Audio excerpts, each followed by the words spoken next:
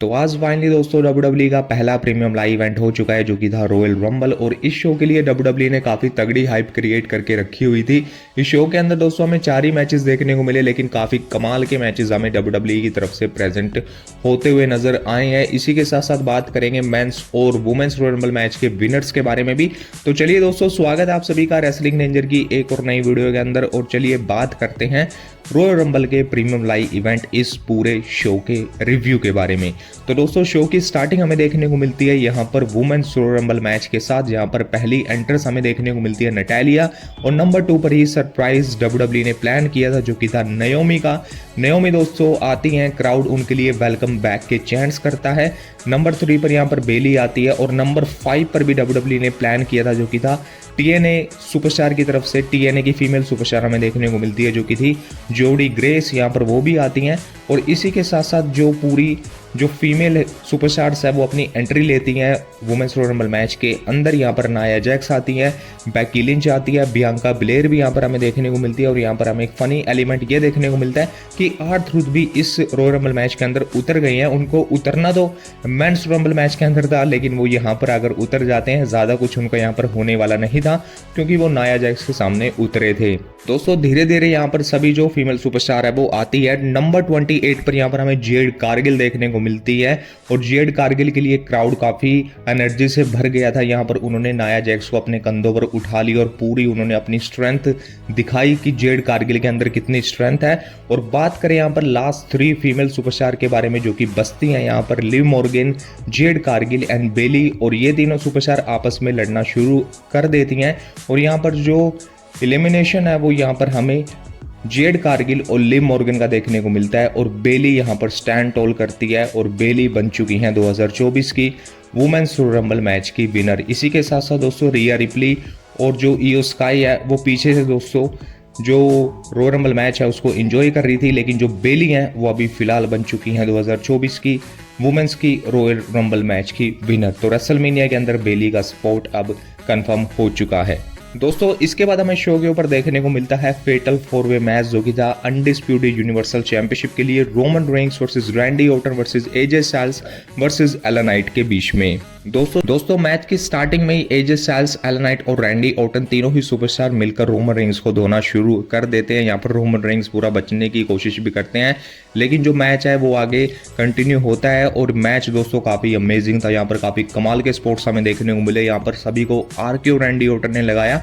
और यहाँ पर दोस्तों एक क्लासिक मूवमेंट यहाँ पर ये आता है कि सोलो सिकोवा जब एला नाइट को स्पॉन स्पाइक लगाते हैं और इसी के साथ साथ रैंडी ऑर्टन को भी वो स्पाइक लगाते हैं। और इसके बाद एला नाइट और रैंडी ऑर्टन को एक दूसरे के ऊपर वो लिटा देते हैं ताकि रोमन रेंस कवर कर सके। इसके बाद वो AJ स्टाइल्स को भी लेने के लिए जाते हैं और AJ स्टाइल्स जो हैं वो पीछे से हट जाते हैं और जो सोलो सिकोवा वो बैरिकेड के ऊपर जाकर लगते हैं। और ये चीज़ देखकर रोमन रेंस काफ़ी सरप्राइज थे। और इसके बाद जो AJ स्टाइल्स है वो रोमन रेंस को फिनोमिनल फोरआर्म लगाते हैं, जिसकी वजह से रैंडी ऑर्टन, एला नाइट और रोमन रेंस तीनों ही सुपरस्टार एक दूसरे के ऊपर गिर जाते हैं। और फिर AJ स्टाइल कवर करते हैं 1-2, लेकिन सभी के सभी तीनों सुपरस्टार यहाँ पर किक आउट कर देते हैं।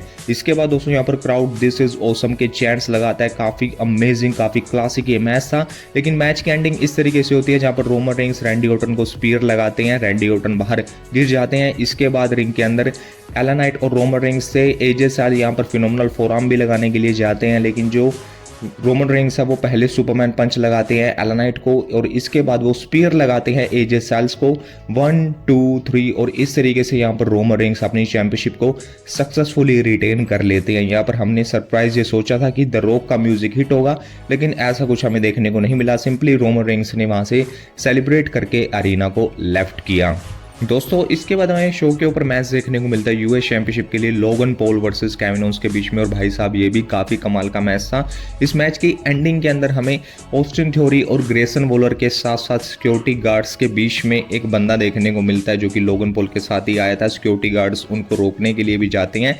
यहाँ पर जो लोगन पॉल की वो हेल्प करने आए थे, जो लोगन पॉल है वो जो उनका ब्रेस होता है उसका यूज़ यहाँ पर केविन ओन्स करते हैं और केविन ओन्स उसी ब्रेस को डालकर लोगन पॉल के फेस पर लगाते हैं। जब केविन ओन्स पिन करने के लिए जाते हैं 1 2, लेकिन नंबर 3 पर यहाँ पर जो रेफरी है वो काउंट करना स्टॉप कर देते हैं। उनका जो ध्यान है वो ब्रेस की तरफ जाता है और इसकी वजह से लोगन पॉल इस मैच को डिस्क्वालिफिकेशन के जरिए जीत जाते हैं। लेकिन केविन ओन्स काफ़ी यहाँ पर गुस्से में नजर आ रहे थे। उन्होंने दोस्तों लोगन पॉल को उठाया और अनाउंसर टेबल के ऊपर पावर बॉम्ब लगा दिया। लोगन पॉल ने अपनी चैंपियनशिप को तो रिटेन कर लिया, लेकिन यहाँ से ऐसा लग रहा है कि इनकी जो फ्यूड है वो आगे कैरी ऑन होने वाली है। तो दोस्तों 3 मैचेस यहाँ पर रॉयल रंबल मैच के हो चुके थे। लास्ट जो मैच था वो बचता है मेंस का रॉयल रंबल मैच। दोस्तों इस मैच की शुरुआत के अंदर हमें जे ऊसो और जिमी ऊसो आमने सामने देखने को मिलते हैं। क्राउड पूरा एनर्जी से भर गया था जब ये दोनों सुपरस्टार आमने सामने आए थे।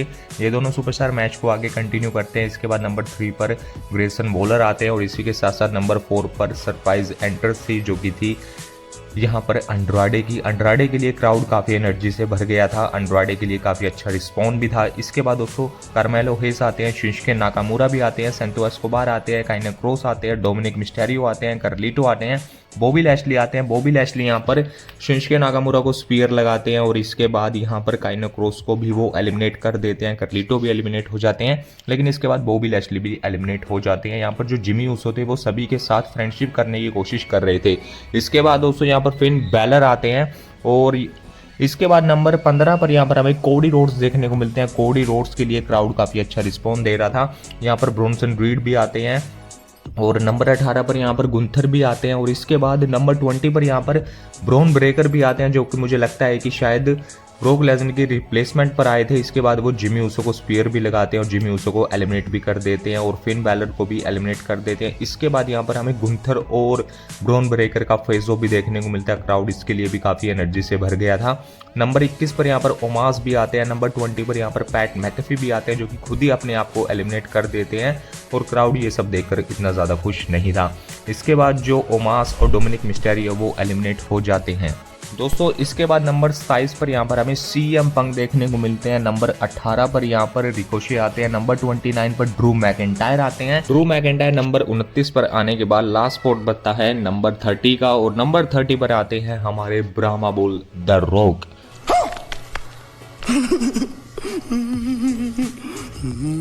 तो ऐसा कुछ नहीं था, द रॉक यहाँ पर नहीं आते। नंबर 30 पर आते हैं सैमी ज़ेन। सैमी ज़ेन पिछले 2 महीनों से मिसिंग थे, लेकिन अब फिलहाल वो सैमी ज़ेन रिंग के अंदर आते हैं, ड्रू मैकिंटायर के ऊपर अटैक करते हैं। इसके बाद यहाँ पर जो रिकोशे हैं वो भी एलिमिनेट हो जाते हैं, डेमिन प्रीस्ट भी एलिमिनेट हो जाते हैं, सैमी ज़ेन भी एलिमिनेट हो जाते हैं। और इसके बाद हमें रिंग के अंदर देखने को मिलते हैं final 4 superstar CM Punk, Drew McIntyre, Cody Rhodes and Gunther. और भाई साहब रिंग का जो माहौल है वो पूरा बदल गया था। यहाँ पर ड्रू मैकिंटायर ने तीनों ही सुपरस्टार को क्लेमोर लगाई और जब ड्रू मैकिंटायर सीएम पंक को बाहर एलिमिनेट करने के लिए जाते हैं तभी दोस्तों सीएम पंक ड्रू मैकिंटायर को उठाकर अपने कंधों पर उठाकर एलिमिनेट कर देते हैं और ड्रू मैकिंटायर पूरा शौक थे कि ये मेरे साथ क्या हो गया। इसके बाद कोडी रोड्स जो है वो गुंथर को एलिमिनेट करते हैं और लास्ट के जो 2 सुपरस्टार बचे थे वो बचे थे कोडी रोड्स और सीएम पंक। और आपसे मुझे बताओ कि आपके अकॉर्डिंग इस मैच के अंदर कोडी रोड्स या फिर सीएम पंक में से कौन सा सुपरस्टार जीता होगा। तो सरप्राइजिंगली दोस्तों जो ये मैच के विनर है वो हमें कोडी रोड्स देखने को मिलते हैं और लास्ट में जब कोडी रोड्स और सीएम पंक बच जाते हैं तो पूरा दोस्तों जो पूरा अपना दम है वो यहाँ पर कोडी रोड्स और सीएम पंक लगाते हैं। लेकिन लास्ट में जब सीएम पंक जीटीएस लगाने के लिए जाते हैं तो कोडी रोड्स एकदम से उठाकर यहाँ पर कोडी रोड्स सीएम पंक को फेंक देते हैं और कोडी रोड्स बन चुके हैं 2 बार के रॉयल रंबल विनर। और कोडी रोड्स ने ज्वाइन कर लिया Hulk Hogan, Shawn Michaels and Stone Cold Steve Austin, जो कि लगातार 2 साल के रॉयल रंबल मैच को जीतते हुए आ रहे हैं। तो कोडी रोड्स जो हैं वो रेसलमेनिया के अंदर अपना स्पॉट कंफर्म कर चुके हैं। इसके अलावा जो सेथ रॉलिंस और रोमन रेंज थे वो ऊपर बैठकर इस पूरे मैच को एंजॉय कर रहे थे। तो ओवरऑल दोस्तों आज का ये रॉयल रंबल का शो था ये काफ़ी अमेजिंग था, काफ़ी हाइप डब्ल्यूडब्ल्यूई ने बनाकर रखी हुई थी। लेकिन जो सरप्राइज था वो डब्ल्यूडब्ल्यूई ने यही डाला कि सीएम पंक के इतने रूमर, सीएम पंक के इतने चांसेस होने के बावजूद भी यहाँ पर कोडी रोड्स ही फेवरेट निकलते हैं इस मैच को जीतने के लिए। तो बस दोस्तों आज की छोटी सी वीडियो इतनी सी थी। वीडियो अगर पसंद आई हो वीडियो को लाइक और शेयर आप जरूर कीजिएगा, कमेंट्स के अंदर अपनी राय जरूर लिखिएगा और चैनल को सब्सक्राइब कीजिएगा डेली रेसलिंग की वीडियोस के लिए। मिलते हैं दोस्तों अपने के लिए वीडियो के अंदर। Take care and goodbye, thank you so much for watching this video.